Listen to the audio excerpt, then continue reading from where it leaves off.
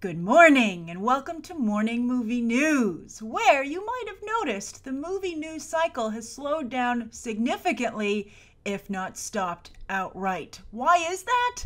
Well, that's because here in the United States, Labor Day is fast approaching. And that means that everybody is in a race to experience as much summer activity as they can before they have to go back to work/school. And for many people, school has already started. So Hollywood realizes that you don't want to go to the movies right now because you could always go to the movies. So that's why no big films are being released for the next 2 weeks. And because of that, there's no big movie news stories or trailers to attach to said releases. And also, Hollywood itself wants to go on vacation. So this is actually a great time for you to ask a viewer question, because I foresee a couple of episodes in the near future, in the next week or so, where I might have to, fill in story slots with viewer questions. So Hollywood's loss is your gain. But there are still headlines to be had, and the trades and other movie news sites are going to get desperate in the next couple of weeks, so Hollywood should be afraid. And that's why some stories are able to get some traction that I'm sure Hollywood wishes would not, because they're controversial stories that we've discussed before, but they have new developments that are not going the way that I'm sure many in Hollywood would like to see things go. The first is The Birth of a Nation, Nate Parker's film, which has gone from Oscar sure bet to probably not getting nominated at all. And, it's been a little bit on the edge there, where maybe some people thought that maybe the film could survive this scandal, but after this most recent headline, it's not looking good. And that is that AFI was supposed to screen the film on Friday and then hold a Q&A session for the AFI film students with writer, director, and star Nate Parker, and they have canceled that screening. They said that they got a lot of, correspondence from, students and alumni, etc., arguing for and against holding the screening. So because their own dean is under fire and, a lot of people are calling for his resignation, he has decided to, they're saying, postpone the screening for a later as yet determined date, and instead, further discuss whether or not AFI should screen this film. And in the meantime, they're going to film the new Jack Reacher movie with Ed Zwick, the director, doing a Q&A instead. And interestingly enough, Ed Zwick is a producer on The Birth of a Nation. So this was probably like the last minute easy switch. But the reason this is bad is that it's, once one organization, and AFI, despite their internal problems, is very well regarded. Once one organization says, we're not going to screen it, that opens the door for other organizations to say, well, we're not going to screen it either. They no longer have to be the first. So this is just a very difficult situation for the film. It's unfortunate, but I think that it's a really complicated and complex situation. I know many of you say, innocent until proven guilty, and that is what the United States judicial system is built on. However, Nate Parker's roommate and co-defendant and co-screenwriter on The Birth of a Nation was found guilty, and the only reason that he didn't go to jail was because he filed for an appeal, and the victim, or the person who accused them of gang rape, decided she was being harassed too much. It was too emotionally taxing, and she wouldn't go forward, and that's why he didn't go to jail. And then, of course, Nate Parker got off because he'd already had a consensual relationship with her, sexual relationship, and other circumstances. But I think that the tone that he struck with this story coming back out has not helped him. Instead focusing on that was a long time ago, and then admitting that he didn't handle it as well as maybe he could have. I just think it's a very bad situation. Now, of course, I don't think that this case will be revisited and he will have any danger of going to jail, but he might also not have an Oscar-winning film or be an Oscar winner himself as a result. I've also seen some people say, oh, well, this story is very suspicious and they're just trying to keep this movie down. I don't agree with that. I think that the news media, is always looking for stories, and I think that this is one that gets a lot of clicks. And because he was the golden boy of award season and his film seemed so it's guaranteed to pretty much win across the board, that when this story, surfaced and people just did a little bit of digging, it just, really caught fire. I was in the elevator at my office and they had a little thing up on the television screen in there, it was just like tips of the day. And they were like, do you want your content to go viral? well, you should elicit strong emotions from your readers with a compelling headline. And I was like, you're encouraging hate coverage, Elevator. And I think that, unfortunately, really negative headlines get a lot of traction. And it's unfortunate that, well, I don't know, it depends on if you feel Nate Parker is innocent or not, but he and his team in Fox Searchlight were unable, or have been unable so far, to turn this story around. I'd also like to point out, and also, of course, it's tragic that this woman ended up committing suicide, just recently, and that's not helped the story either. And especially because Nate Parker did not know about it. Really unfortunate. Also, for those of you who may not be aware, apparently there is a gang rape featured in the film. It's supposed to be very violent, and it's something that Nate Parker and his co-writer and co-defendant put into the movie with no historical evidence to substantiate it. So it's a creative choice that they made, which also, I think, in retrospect, maybe wasn't such a good idea. So, and also, it's going to be difficult because I'm sure that Fox Searchlight would be reluctant to put Nate Parker into a Q&A situation, because that's definitely going to be one of the Qs. So I guess he must have an A ready, or they would have pulled out themselves. So anyway, I'm curious, what do you think as the story continues to develop? And what do you think of AFI canceling the screening? Let's see if that's just that's the first domino, or if he gets backup from some other institutions. So that's again the first story of the day. The second story is that Sausage Party continues to have this animation labor dispute not go away. And in fact, it's probably going to end up eating into the profits of the film, which have been substantial, because a Canadian labor union has asked the government to investigate the complaints about Nitrogen Studios demanding intense overtime work without additional pay. And animators apparently are too scared to come forward themselves because they're worried about being blacklisted in the Vancouver animation community, which apparently does that sort of thing. Well, you'll see in just a minute why. But anyway, so this labor union has decided to file a third-party complaint to protect any animators from having to come forward themselves. And also, these animators did go to the press anonymously, and so this is a good example of using the press to, right a wrong. That still happens. That's nice to see. But anyway, in Canada, it's been revealed animators are classified as high-tech professionals, which means that they do not have to be paid overtime if you schedule them to work more than 40 hours a week. And that's one of the reasons that Vancouver has been able to compete with Los Angeles when it comes to animation studios, and you know that a number of animation is done in Vancouver, because they can do it cheaper. But if this investigation goes through and the government decides that people are being abused, well then, Vancouver suddenly going to not be able to compete economically with Los Angeles, and you could see a lot of animation jobs lost there. It's a complex situation. You might recall that a lot of VFX and animation jobs were recently lost in Los Angeles to go to Canada, and people were very, very angry about that. Because, you can't always move to go to your new job.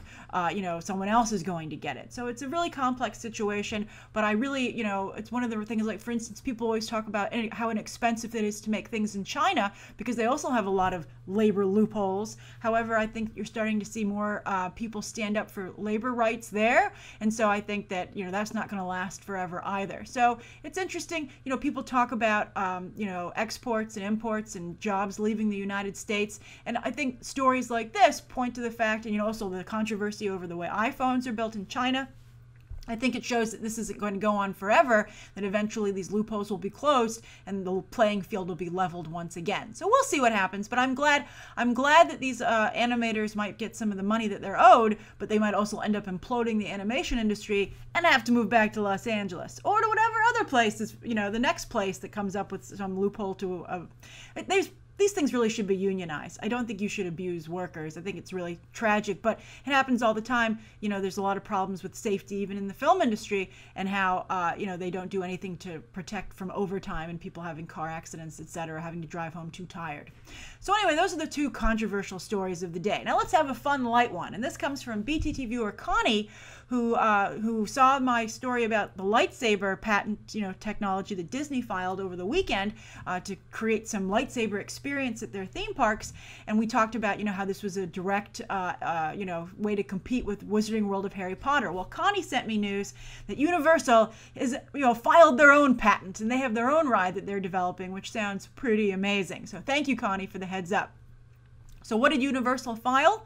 Well, they filed a patent for technology for what they're calling a video game ride, and that in a vehicle there will be multiple riders, and that this technology can receive input from more than one rider. And basically, they're going to have riders casting spells with wands, and this technology will be able to tell what you're doing. That to me sounds like Toy Story Mania, which is kind of a video game ride. In fact, there's a video game version of Toy Story Mania, so you can play at home, but that is an incredibly popular ride at the Disney theme parks. And so I can understand that Universal would be like, well, why don't we do one for Harry Potter? I mean, although to think of the precision you would need to do with your wand to cast certain spells, that would be amazing. I feel a lot of frustrated riders, but then again, perhaps riding it multiple times so you can get that spell just right. But anyway, also they said that this ride will allow you to adjust the experience for the age of the riders in the vehicle. So if you have a lot of, let's say you're a family with young children, you can say, "Don't scare us."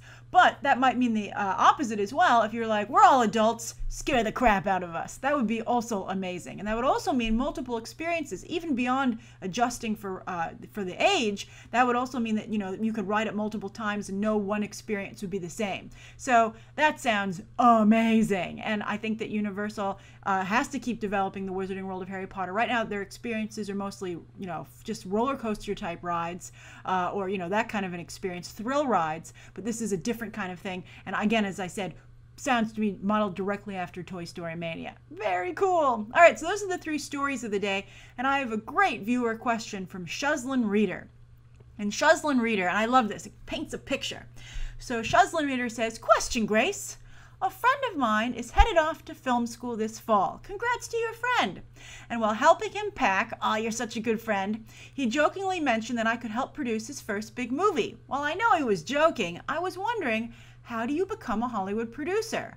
Unlike the other Hollywood paths, it seems a lot less audience dependent. But that could be wrong. Always a fan, Nick." And then lots of cute emojis. Great question, Nick, and I think it's wonderful that your friend offered this to you, even as a joke, but that you took it seriously. Your friend, it sounds to me, would be lucky to have you as a producer. But remember, it's very important what we talked about. The director is primarily creative but has to respect business, and the director is primarily business but has to respect creative. That's the best relationship. And a lot of times, directors and producers will team up, much like actors and directors will team up. For instance, Ron Howard and Brian Grazer have had a wonderful relationship over the years making movies together. Steven Spielberg and Kathleen Kennedy and Frank Marshall have been a team for decades, and she ended up getting Lucasfilm as a reward. So there are lots of different ways that you can become a producer. Now let's talk about those to answer your question. Now, I mentioned Kathleen Kennedy, and interestingly enough, she started out as Steven Spielberg's assistant, and he was like, "I like you, Kathleen. You do a good job of getting done what I ask you to do." So she eventually was able to move up to become a producer on his films because, a little bit like the wife situation that we've talked about, with Christopher Nolan and Zack Snyder. He's like, "This is great. You can produce my movies, but I don't have to fight with you and you'll do what I want," right? I think Kathleen Kennedy's a little bit better than that. But I think there's some degree to that as well because, that producer is your person. Director Steven Spielberg hired her. So that's one way you could become a producer. You could go find a director. You could, assist them. And maybe if they like your work, and they'll be, they could have you come on as a producer. You're not going to start out as a producer. You're going to work your way up. First, you'll be like an associate producer. Then you'll become a producer, etc. Now, that's one way you could do it. Another way you could do it is you could go get a job for a big producer like Jerry Bruckheimer, Joel Silver, Scott Rudin, Harvey Weinstein, and you work your way up that way. And then eventually you might go to the development department. You might then go to become an associate producer. That's a path you could follow. You work your way up in that person's organization, and eventually you can consider starting your own production company, or maybe you'll meet somebody through working with that producer and go and become a producer maybe at their company. For instance, there's the person who produces films for Wes Anderson at Indian Paintbrush used to work for Scott Rudin, who of course helped Wes Anderson establish his career. So that's another way that you can do it. Now, if you want to, you could also go the studio route. You can go work at the studio, and to do this, you can go to film school or you can study business. You can go to UCLA. They have producing courses. You can start making connections, intern there over the summer, etc. So you go work at a studio, Warner Brothers, Universal, etc., and you become one of those people who oversees a movie like we talked about yesterday. And so they're like, we're making Jack Reacher. Nick, your job is to oversee that film and look out for the studio's interests. So you work there for a while, and then after you have a lot of experience working there as a producer, you have enough connections, you can go and start your own shingle, right? So you're going to, for instance, Scott Rudin, speaking of Scott Rudin, he used to work at Fox, and he was an in-house guy, and then he went and started his own production company. And I've read about a couple of people, they go work at a studio, and then they decide, okay, I'm going to go put some financing together. I have a nice, chunk of change here. I'm going to go and become a producer. Jeff Robinov, who was the big guy at Warner Brothers, who wanted the job that Kevin Tsujihara got, but then didn't and got pushed out, he's supposed to be becoming a producer. That hasn't worked out so well for him. His financing fell apart out of China, so that really hasn't taken place. But that was the thing that he was going to do as well. And as you can see, a common theme here is financing. If you want to have your own shingle, if you want to be your own producer, one of your jobs is to get the money. So you have to be able to put that together. Thomas Tull, for instance, the head of Legendary, got all his money from China as well, but that did work out. So that's one route. That's another route you can go. Then you could also go the indie route. Now, you'll have to be able to get money this way too, because you have to finance your friend's film, but you don't have to get as much money, right? And also, just so you know this, there are companies that are film finance companies. For instance, that's what Brett Ratner does these days. He finances movies through Rat Pack. Most of Warner Brothers' slate comes through money that he put together. Relativity Media started out as a film finance company with Universal. Then they started making their own movies as a production company because Ryan Kavanaugh wanted to be a producer, and Universal got upset because they said that's a conflict of interest. So you can see how interesting the business is. But you can go and produce a couple of indie films. Now that's very tricky because they have to do well on the festival circuit and get noticed. But if you have a couple of successful films, then you can start to build your own shingle as a producer that way. It's hard to, if you want to produce the big movies, to kind of get out of the indie market, but you can have a very rewarding career, but just staying on the festival circuit. So that's one way to produce movies. So as you can see, there are a couple of different paths. What I would do, if you're genuinely interested in this, Nick, or anybody who is I would start really paying attention to the credits on movies and be like, okay, who's listed as a producer on this film? Who's the associate producer? You can just go to IMDb and you can follow their career timeline-wise and see what movies they worked on, when they started going from associate producer to regular producer, etc., and just get a good idea of how they got into the biz. But if you're somebody who's in school, the best thing to do is to intern as soon as humanly possible, like freshman year in college, because they're very competitive. Go out to Los Angeles, New York City. They're also London. They have a lot of production companies. Go out there, produce, intern for a producer or a director, and start making connections. And so you can see what you would be interested in doing. But I hope that's helpful, Nick. And again, good luck to your friend. And if you want to get some practice while he's in film school, he's going to need someone to produce those student films. So maybe you could say, hey, why don't we legitimately give working together a shot, right? Okay, so good luck, Nick, and good luck to your friend. Thank you, everybody, for tuning in today. Please write down below what you think of today's top 3 stories and that viewer question, anything you'd like to see covered tomorrow, and any questions that you might have. Thanks for watching. Bye.